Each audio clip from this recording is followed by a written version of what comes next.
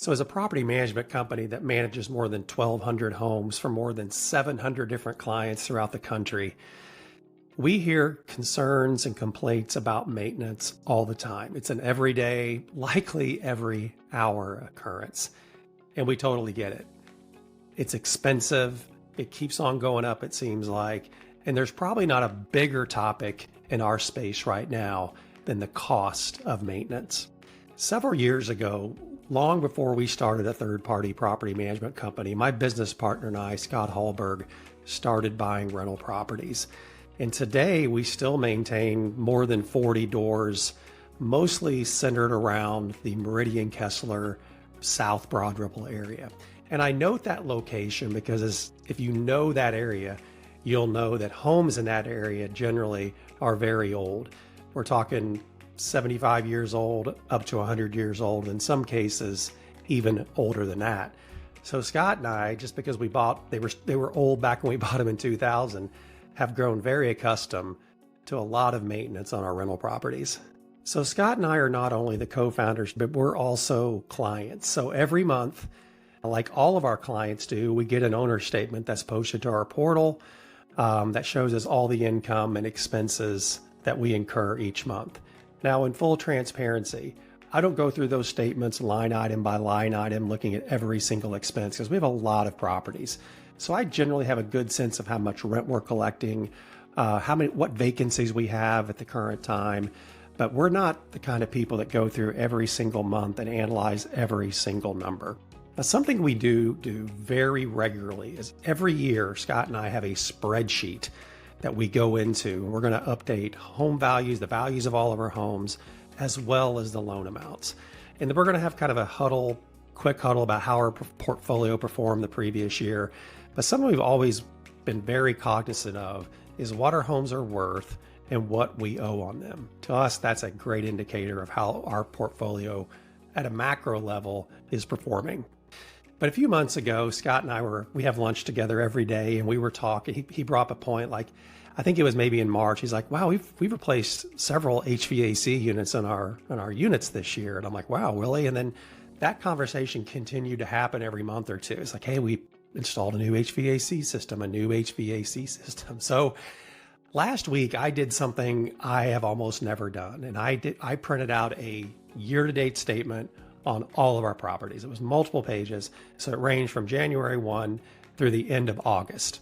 All right. So I kind of started writing down some of these great big expenses that we were incurring. Now, I didn't include any of those $100, $200, $300, even $500 expenses. I was more concerned about where are we spending a lot of money in our portfolio right now. And I wanted to kind of review that with you today on what I found. It looks like things really started picking up in February. At least we were starting to get billed for things that happened in February. My guess is we started having system failures in January, which is a really cold time here in Indianapolis. But let's start with the January statement. Actually wasn't too bad. So let's start with the February statement. So February 14th, we were billed for a brand new HVAC system, new furnace, new air conditioner, in one of our apartment buildings that we own. One of those units was old. It went out. We replaced it. Cost was $6,030. 2 weeks later, we were billed actually for two different systems, one for one unit of a duplex that we own, new furnace, new air conditioner. That was $6,210. And on the same day, we were billed for another half of a unit on one of our duplexes. That was $6,030. And then the next month, March, we replaced yet another HVAC system, again, $6,030. So the first 3 months of the year, we replaced 4 HVAC systems. Had a reprieve in April. It's good to see. And in fact, May wasn't too bad either. The only big expense I saw was a new water heater, $1,215. Again, not a big deal. Those are very common in our portfolio to have to replace those. And then it kicked back up in June. So in June, all new HVAC system, again, at a half a duplex we own. And this time, the HVAC system was $8,010. Same month, June, toward the end of June, we received a bill for nearly $6,000 for a bunch of duct work we did on a property that has it's a finished attic now, is one of the bungalows in South Broadville, very common. Has a main level, and then upstairs is a finished attic. And as if you own any of those in this area, you know, the HVAC systems up there weren't built originally, and we've kind of retrofitted things up there over the years. But we decided to go ahead and pull the trigger. The resident was suffocating up there, they said, because it was so hot. And so we installed all new ductwork up there, did some work on the roof vents to help the air rise out of there. So that cost us nearly $6,000, and then another water heater for $1,215 that same month. So 3 big items in June. July, not that bad. In August, it picked back up. We had a brand new HVAC system in a property we've owned for several years. That cost, again, $8,091 for a new furnace and air conditioner. New appliances. I only bring this up because I was kind of surprised at how much appliances have risen. We put a new set of appliances in a property we own. It was $1,210 for a new washer and dryer. That may not be a big surprise to people. It was kind of a surprise to me. I didn't know they'd risen quite that much. And then kind of an oddball issue at a property we've owned for a long time. We had a tree fall, and it was nearly $2,000. It was a tricky tree removal, but again, $2,000 to have a tree removal. So it's been a lot.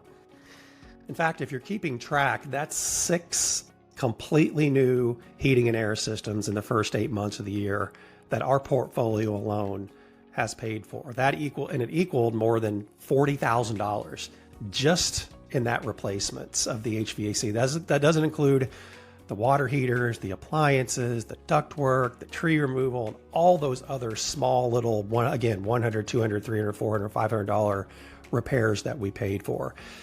Bottom line, through the first 8 months of the year, we spent nearly 30% of our rent on repairs and maintenance. That doesn't include any turnover work. We categorize that differently.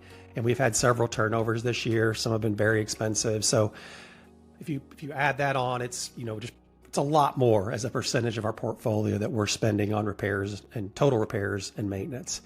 So I want to give you some insight into kind of what's happening. When I saw those HVAC systems go from $6,000 to $8,000 more recently, I sent a text to our HVAC vendor. So I want to read you a little bit of that exchange. So here's how it went. I said, hey, we've replaced 6 full new systems this year in our portfolio. The first 4 are around $6,000. The last 2 have been around $8,000. Tariffs? ? He wrote, yes, and the switch from R410 to A2L. So apparently there was a switch, and I think I might have heard about this a little bit. Some of you are probably like, well, yeah, of course this happened, but the EPA came out and mandated some changes in how HVAC systems work and the technology behind them. Yeah, so they went from a R410 to an A2L. Don't know exactly what that means, but it costs more. And then he went on to say this. He said, we're eating some of the cost increases due to the switch to A2L and the increased cost of raw materials. Our distributors have raised our equipment pricing 8 times since January 1. A2L equipment runs about 35% more than the old R410 systems. Everyone's in the same boat. We've kept our pricing lower than everyone else. So that's some pretty interesting insight into what's happening in the HVAC world. For those of you involved in the trades, there could be other examples of where we've seen huge increases in costs. But the bottom line, like I said at the top, maintenance is expensive. It keeps on getting more expensive. And so I kind of, reflected on this a little bit, and it's years like this, and it's something we've talked about a lot. Scott and I talk about it quite a bit. It's years like this grind where it just feels like you can never quite get ahead. That makes landlording really tough. But again, I go back to those spreadsheets that we update every year, and I see this incredible increase in the values of our properties. We've all experienced that here in Central Indiana. Maybe not this year, but the last few years have been wonderful for the prices of real estate. And then I look at how much we're paying down and in some cases paid off our portfolio. And I think, yeah, it's still worth it. The money we've made, the gains we've had in equity over the last few years far outweigh significantly more than the expenses that we've incurred, the negative cash flow, quite frankly, that we're experiencing today. So we know it's a grind. We know it's going to be painful, but we think it's worth it. Everything that's really difficult in life, or there's a hard thing to achieve, whether that's wealth or whatever, there's pain involved. And this year, Scott and I have felt that pain. But we know that's part of doing this. We know there's a bigger reward waiting for us, and we just have to grind through it and finally get there.